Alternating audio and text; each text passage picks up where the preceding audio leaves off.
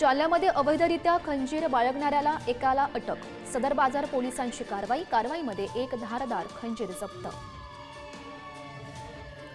पुण्यातील शिरूर हवेलीचे आमदार माऊली कटके आणि त्यांचे बंधू अनंत कटके यांची सोशल मीडियामधून बदनामी करणाऱ्या विरोधात पोलीस स्टेशनमध्ये तक्रार दाखल।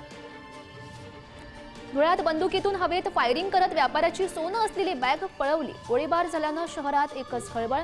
पोलिसांकडून आरोपीचा शोध सुरू।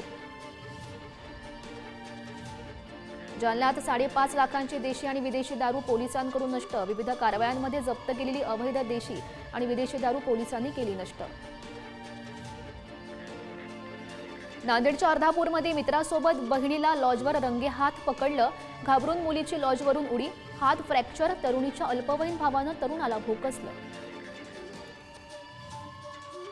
सांगलीच्या कुपवाड MIDC मध्ये पत्नीबद्दल अपशब्द बोलल्यानं मित्रांच्या मदतीनं हत्या। या प्रकरणी दोघांना अटक। फरार असलेल्या एका आरोपीचा शोध सुरू। धाराशिवच्या हॉटेल भाग्यश्रीच्या मालकाचं अपहरण, मारहाण करून फेकून दिलं। अपहरण करणाऱ्यांनी जेवण केलं आणि फोटोच्या बहाण्यानं 5 किलोमीटर फरफटत नेलं।